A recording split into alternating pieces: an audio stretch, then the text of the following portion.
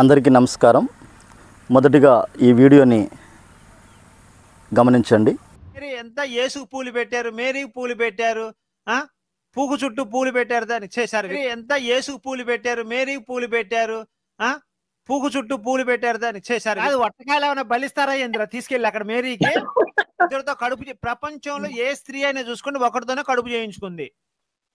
Mary మాత్రం ఇద్దరితో కడుపు చేయించుకుంది. యేసు లంజా కొడుకు అయిపోయాడు. ఇప్పుడు బైబిల్ దేవుడు నా కాళ్ళు పట్టుకుని క్షమాపణ చెప్పాలి, క్రైస్తవుల భార్యను అన్యులకు అప్పగిస్తానని చెప్పాడు. చాలా రోజుల నుండి వేచి కనీసం అనంతపురం పాస్టర్ గారి భార్యలైనా అప్పగించలేదు. లేకపోతే బైబిల్ దేవుడు వాగ్దానం చేస్తే తప్పడండి. మాట మీద నిలబడి తప్పండు. ఇశ్రాయేలు భార్యను అన్యులకు అప్పగిస్తా అన్నాడు, అప్పగించాడు. ఇప్పుడు అన్యులంటే క్రైస్తవులు కాని వాళ్ళు అన్యులు అని చెప్పి ప్రచారం చేస్తారు. కాబట్టి ఇప్పుడు వీళ్ళు ఎవరైనా తప్పు చేసినా కూడా అన్యులకు అప్పగిస్తాడు వాళ్ళ భార్యను కూడా. బైబిల్ దేవుడు డ్యూటీ అదే, వీడి భార్య నా దగ్గర, ఆడి భార్య దగ్గర అటు ఇటు మారుస్తా ఉంటాడు. చూశారు కదండి, వినటానికి ఎంతో ఇబ్బందికరమైనటువంటి పదజాలముతో మాట్లాడుతున్నటువంటి ఈ మతోన్మాదపు మూక ధర్మాన్ని రక్షించేవాళ్ళట. నిజముగా స్త్రీల పట్ల గౌరవం ఉన్నటువంటి వ్యక్తులైతే కనుక ఇంత అసభ్యంగా మాట్లాడగలుగుతారా? వాళ్ళు మాట్లాడుతుంది ఒక మతంలో ఉన్నటువంటి స్త్రీలను కాదు, వాళ్ళు మాట్లాడుతుంది స్త్రీ జాతిని అవమానకరంగా మాట్లాడుతున్నారు.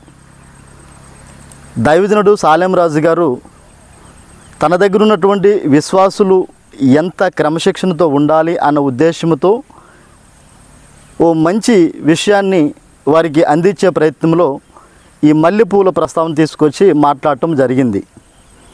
ఈ కరుణాకర్ సుగ్న, లలిత్ కుమార్, భరత్ వర్ష, గోపి, సనాతన వీళ్ళతో పాటు కొంతమంది స్త్రీలు అని పిలువబడుతున్నవారు, పార్వతి అనేటువంటి ఒక సోదరి, ప్రియా సోదరి అనేటువంటి సోదరి, ఇంకా కొంతమంది ఎంత వ్యంగ్యంగా మాట్లాడుతున్నారంటే కోడుగుడ్డు పైన వెంట్రుకలు పీకే ప్రయత్నం చేస్తున్నారు.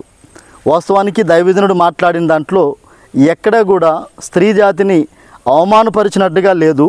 కానీ వీరు మాట్లాడేటువంటి పదజాలాలు ఇంట్లో ఉన్నటువంటి పిల్లలు కూడా వినలేకపోతూ ఉన్నారు.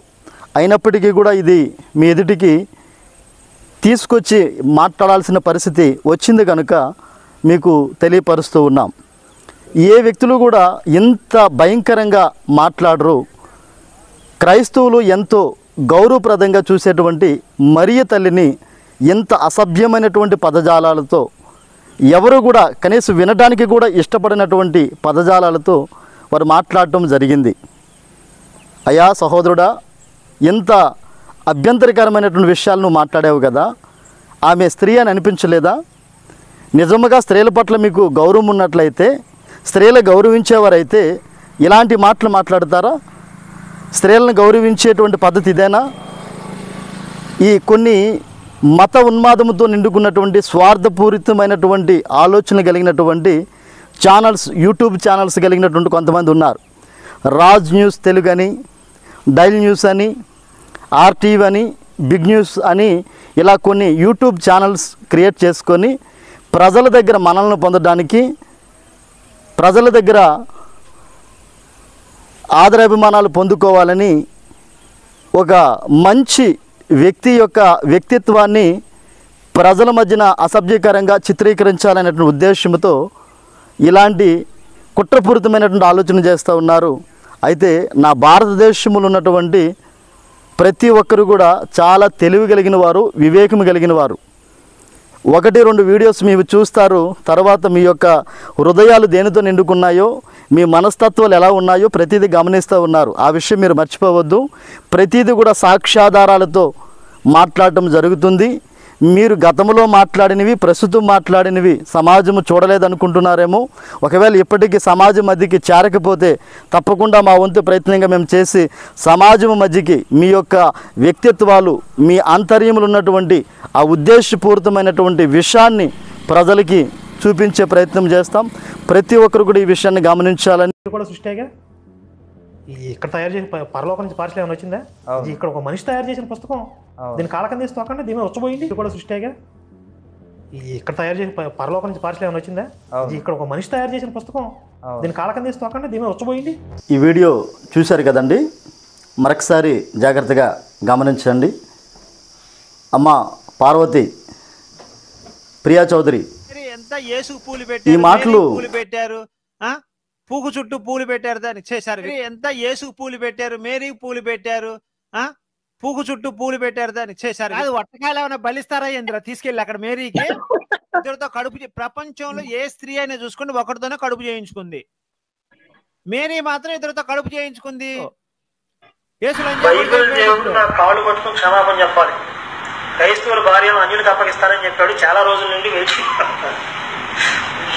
కనీసం అనంతపురం పాస్టర్ గారి భార్య లేదా అప్పగించరా, లేకపోతే బైబిల్ దేవుడు వాగ్దానం చేస్తే తప్పడండి. మాట మీద నిలబడి రమ్మడు. ఇశ్రాయేలు భార్యను అన్యులకు అప్పగిస్తా అన్నాడు, అప్పగించాడు. ఇప్పుడు అన్యులంటే క్రైస్తవులు కాని వాళ్ళు అన్యులు అని చెప్పి ప్రచారం చేస్తారు. కాబట్టి ఇప్పుడు వీళ్ళు ఎవరైనా తప్పు చేసినా కూడా అన్యులకు అప్పగిస్తాడు వాళ్ళ భార్యను కూడా.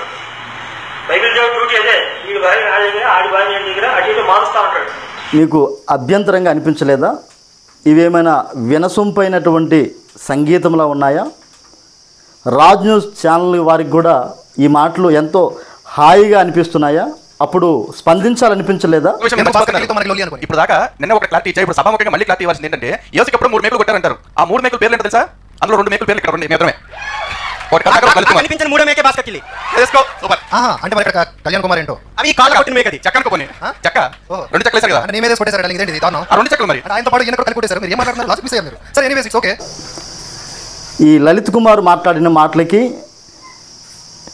కరుణాకర్ సుగ్నా మాట్లాడిన మాటలకి స్పందించినటువంటి వ్యక్తులు ఇప్పుడు మూకుమ్మడిగా, అంటే మేమంతా కూడా ఒకే ప్లాట్ఫామ్కి చెందిన వారము, ప్రజల్ని మభ్యపెట్టి శవాల మీద కాసులు ఏరుకునేవారమని తెలియపరుస్తూ ఉన్నారు. మీ యొక్క ప్రతి చర్య నా భారతీయులు గమనిస్తున్నారు. నిజమైనటువంటి హైందవ సహోదరులు గమనిస్తూ ఉన్నారు. జాగ్రత్త, మీ ఎత్తుగడలేక చెల్లవు.